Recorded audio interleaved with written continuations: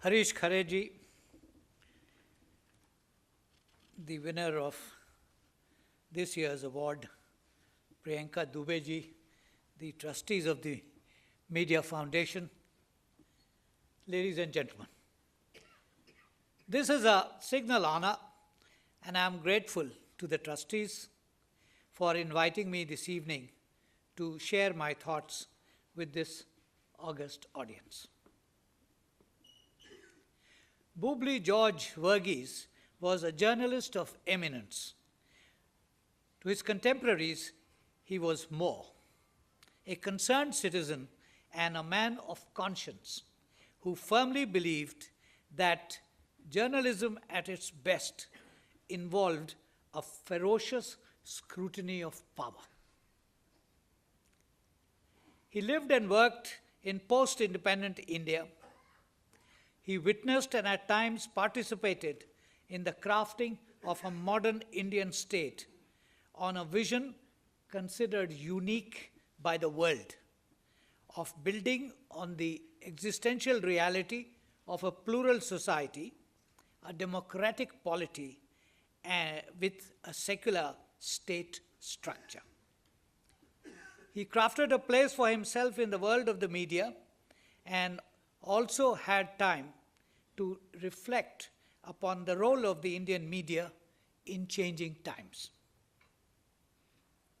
He was perceptive enough to observe, and I quote him here, that as India's multitudinous but hitherto dormant diversities come to life, identities are asserted and jostle for a place in the sun. Issues of majority and minority, center and periphery, great and little traditions, rural and urban values, tradition and modernity, and all of Naipaul's million mutinies have to be negotiated and managed. The management of diversity within multiple transitions is delicate and complex process aggravated by inexorable population growth. End of quote. Friends, the media informs, educates, even entertains. In our democracy, it plays an important role in the formation, projection, and dissemination of public opinion. It is, or should be, a guardian of public interest, an honest witness to events, a tool to hold government accountable to the people. It is meant to be a bridge between the people and the government by facilitating dialogue for the formulation and implementation of state policies in accordance with the wishes of the people. A free, fair and honest and objective media is a potent instrument for enhancing transparency and accountability on all sides. Freedom of the media is thus one of the most important ingredients of democracy and reflects the character of the state. For the media to play its designated role, it must be impartial and unprejudiced in coverage of news and views connected with all segments of society. It must not be subservient to vested interests or be distorted by them. If it has a specific orientation, it must say so candidly. Some months back, I had occasion to recall what a journalist of another generation had said on the role of the press in different societies. I seek your indulgence to recall it here. And I quote him, "The role of the press in a democracy is different from that in a totalitarian state. Democracy is governed by law. Totalitarian state is governed by authority. In the former, decisions are arrived at by discussion, and in the latter by dictation. In the former, the press acts as a check on authority. In the latter, it is the handmaid of authority. In the former, the press makes the people to think. In the latter, to obey without question. In the former, the press is necessarily to be free, as without free press, there can be no free discussion. In the latter, the press supports authority. End of quote. This provides the rationale for journalism in a democracy. The Constitution and its preamble make evident the nature of our democracy. It is dedicated to the attainment of justice, liberty, equality, and fraternity for the people of India. Its various functions based on these principles are valid and essential, more so in a modern society whose size and numbers need means of communication other than direct face-to-face ones. This is sustained by law. The Supreme Court has held that the fundamental freedom under Article 19(1)(a) can be reasonably restricted only for the purposes mentioned in Article 19(2), and the restriction must be justified on the anvil of necessity and not the quirks and of convenience or expediency. Open criticism of government policies and operations is not a ground for restricting expression. We must practice tolerance to the views of others. Intolerance is as much dangerous to democracy as to the person himself. This is a quote from the Supreme Court judgment. Yet, it has not been a smooth sailing.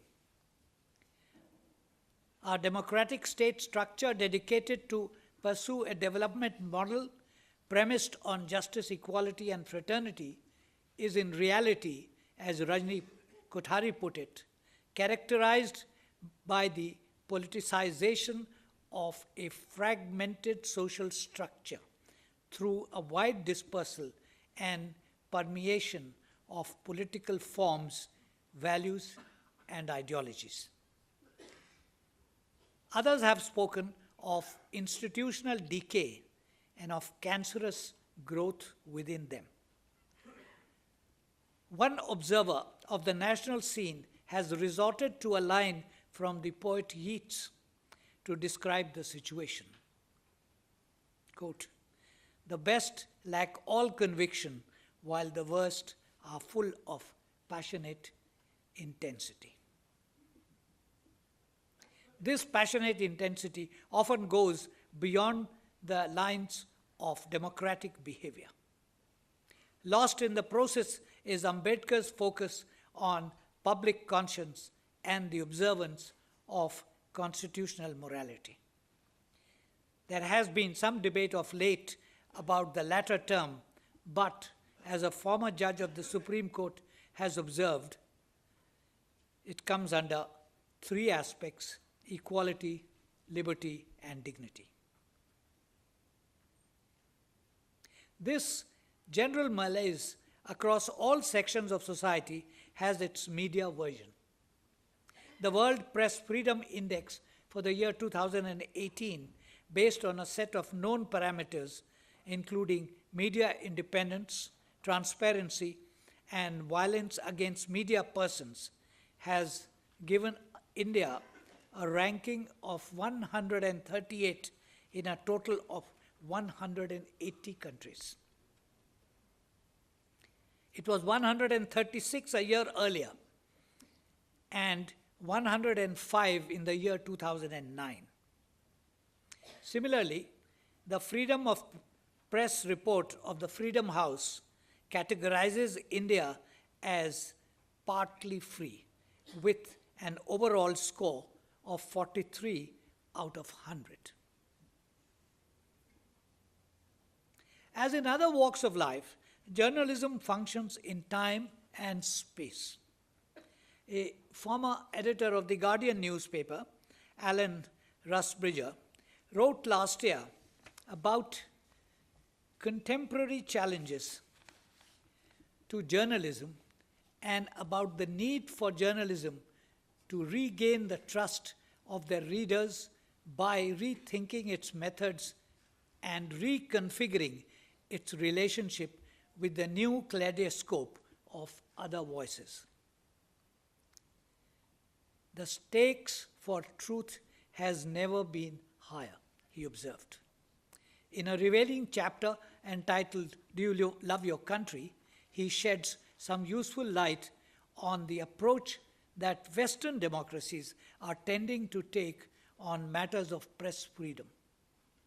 These techniques and practices have been replicated in our own country with our own versions of manufactured consent. Over the years, our media has grown in size and coverage.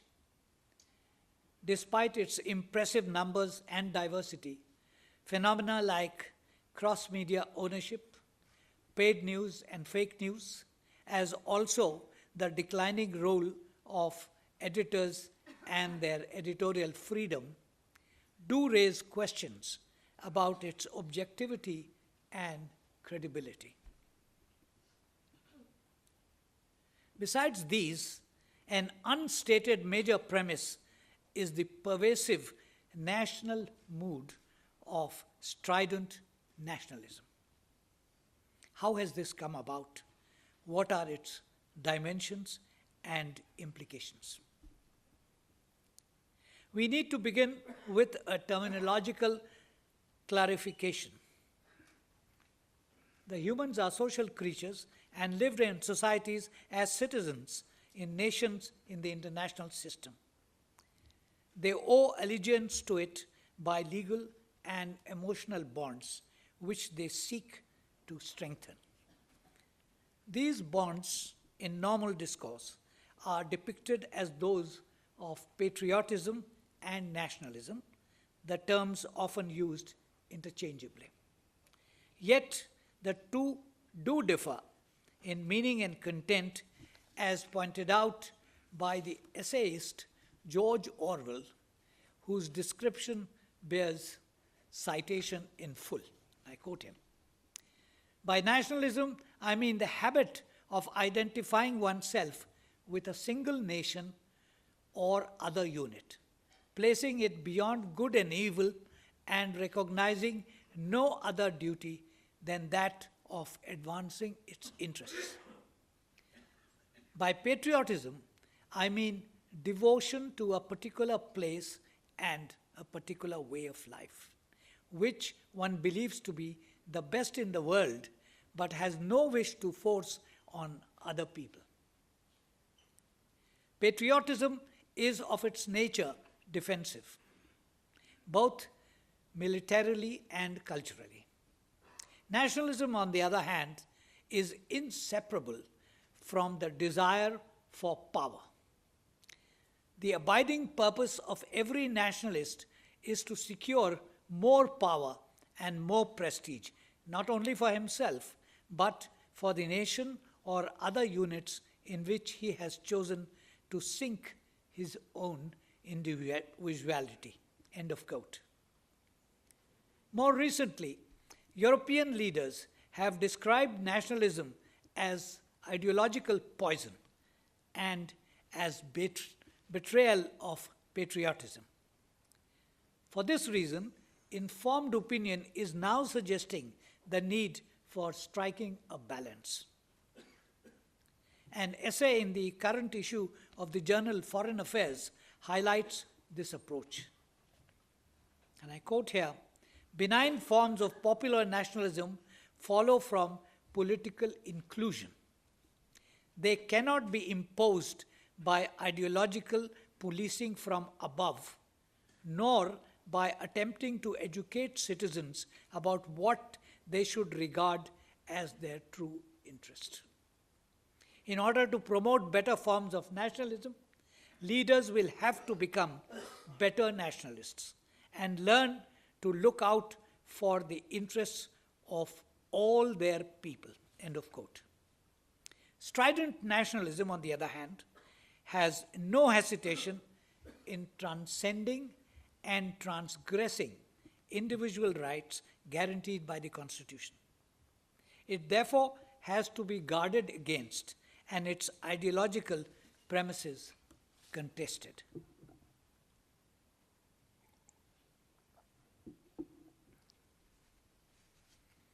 Friends, the historical process of the making of modern India was depicted as nation in the making by Bal Gangadhar Tilak and some others of that period. Nationhood, therefore, could not be taken for granted and had to be constantly developed and consolidated. This process was undertaken by the freedom movement, which provided a platform for its articulation, called it nationalism in all its diverse identity and plurality.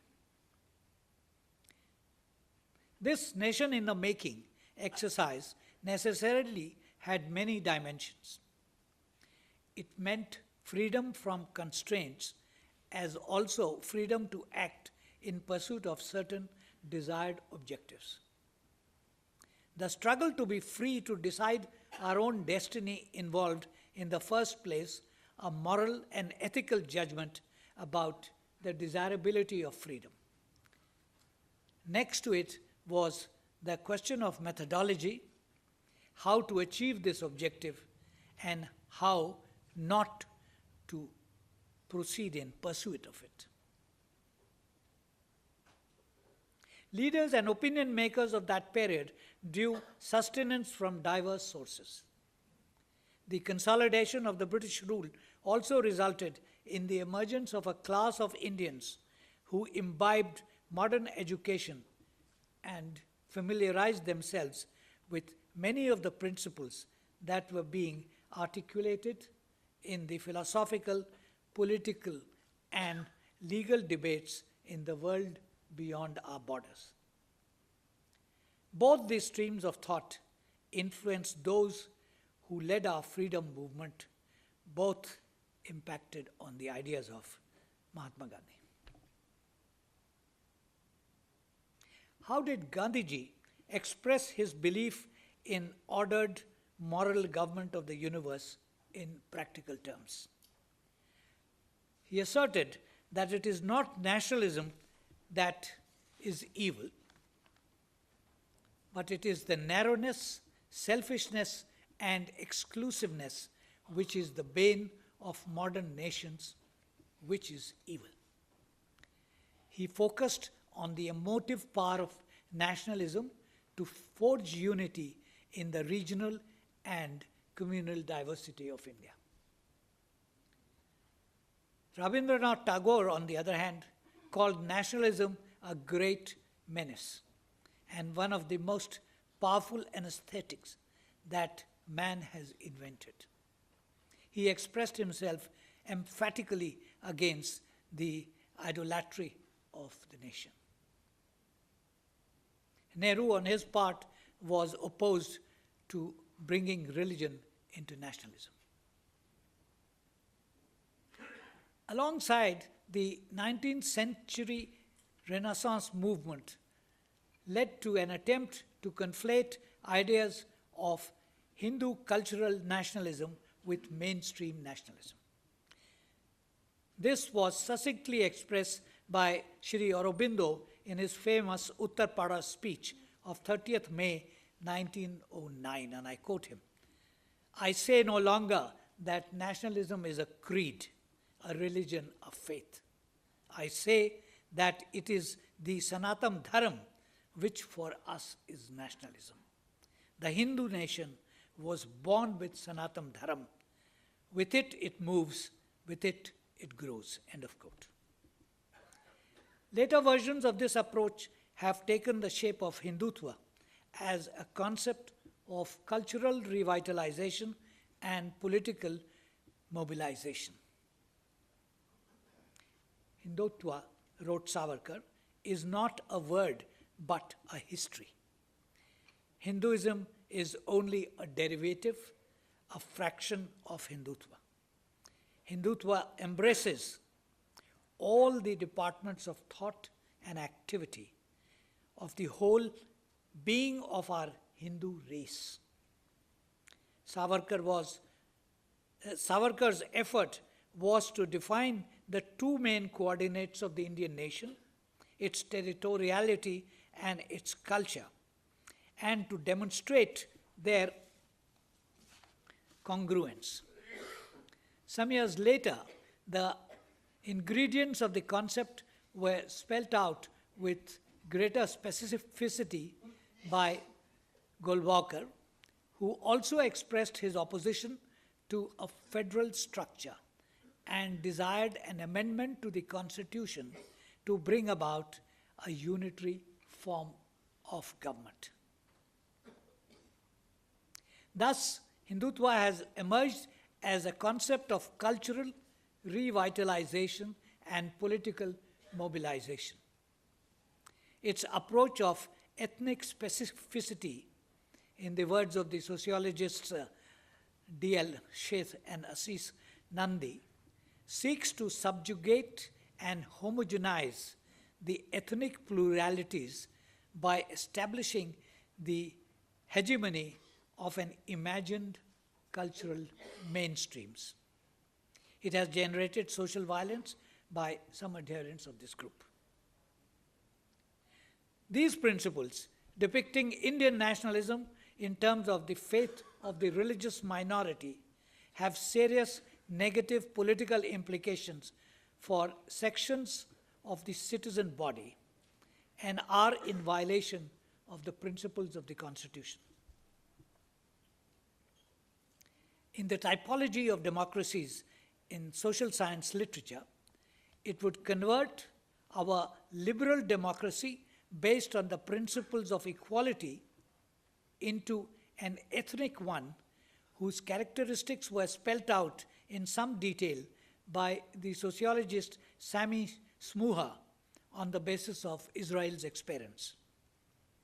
And he has listed the ingredients. 1. The dominant national discourse recognizes an ethnic group as forming the dominant core nation. 2. The state separates membership in the single core ethnic nation from citizenship. 3. The state is owned and ruled by the core ethnic group. 4. The state mobilizes the core ethnic group. 5. Non-core groups are accorded incomplete individual and group rights. 6. The state allows non-core groups to conduct parliamentary and extra-parliamentary struggles for change. 7. The state perceives non-core groups as a threat. And 8. The state imposes some control on non-core groups. Smuha goes on to define some of the conditions that lead to the establishment of an ethnic democracy. These include the core ethnic group's numerical majority, its commitment to democracy, that it has the support of a diaspora, and that it enjoys international legitimacy.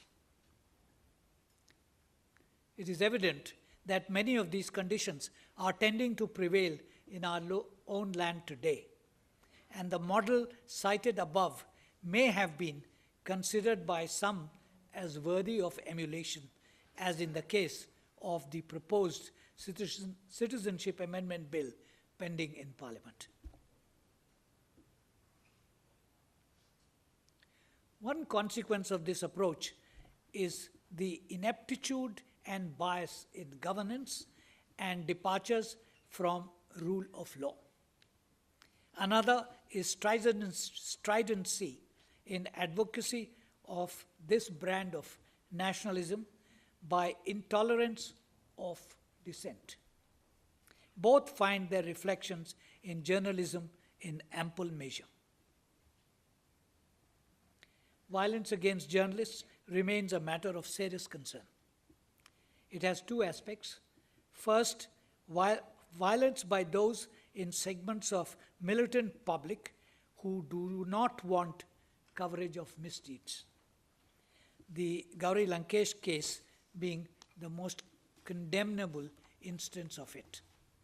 And secondly, by the authorities in the shape of local security forces who do not want the media to report strong arm tactics used against public expressions of outrage in specific happenings.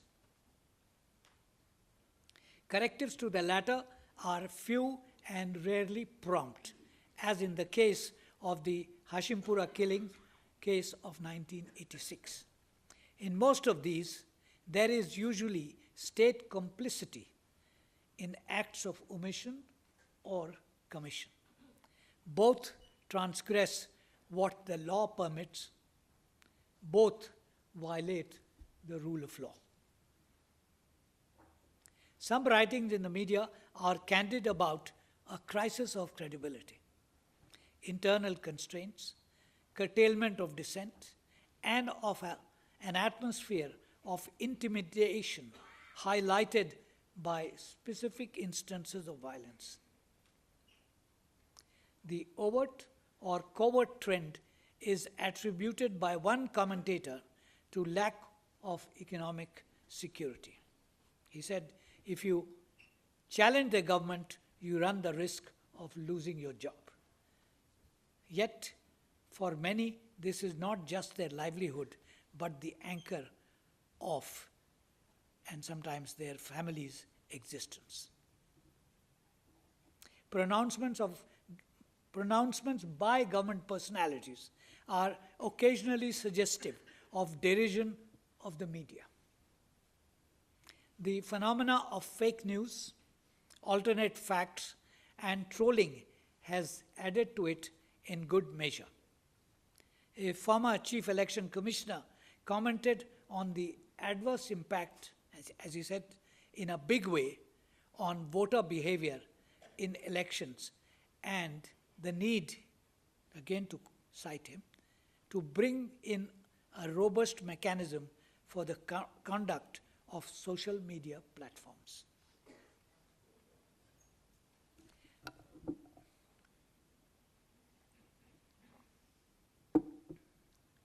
The Editors Guild took note of the deteriorating situation on August 8 last year and issued a statement titled "On an Increasingly Challenging Environment on Freedom of the Press." It condemned the manner in which the right to practice free and independent journalism is seen to be undermined by a combination of forces: some media owners' inability to withstand political covert or from the political establishment, and frequent instances of blocking or interference in the transmission of television contents that is seen to be critical of the government. It cited specific instances, decries all attempts on the part of the government to interfere in the freedom and independent functioning of the journalists, either put under pressure directly or through the proprietors. The statement urged media owners not to cow down to political pressure, described as Orwellian the interference with TV signals, and demanded that correct action be taken. It decried the tendency on the part of the government and the political class to use selective denial of journalistic excess as a weapon.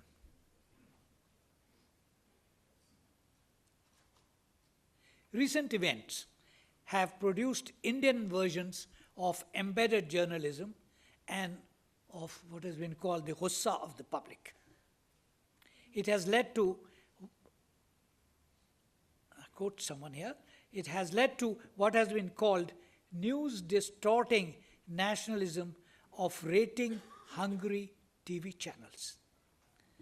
Credible observers of the media scene have noted that a part communal, part pseudo-nationalistic poison has seeped deep into India's collective thinking and poses a very real threat to Indian democracy. The casualty in the process is credibility. These domestic versions of skewed notions of romantic patriotism or tribal allegiance have also contested our propensity for democracy and rational thought and propel us to agree with what, and he's present here, Sri Ramchandra Guha's observation that while may all wish to be patriots, writers as well as television anchors must never become propagandists for a leader, a party, or a government.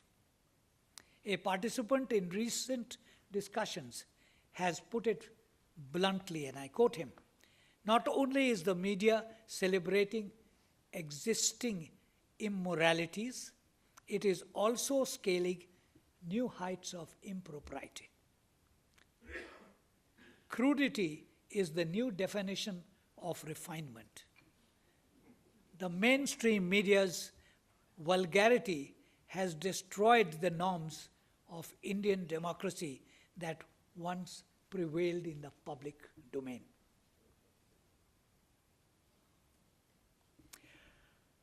Friends, most of you would have read the textbooks on journalism that emphasize that the benchmarks for the media are accountability, independence, impartiality, humanity, and accuracy. Somewhere towards the end of his book, First Draft, George Verghese observed that a good or great newspaper or channel is for its readers, listeners, and viewers part university, part government, both teacher and overseer. We need to ask ourselves whether the Indian media has departed or dare depart from that ideal if it wants to remain true to its mission. This is what he said. I leave it to this audience to guess what he may have to say from his lofty perch about journalism in this age of strident nationalism. Jai Hind.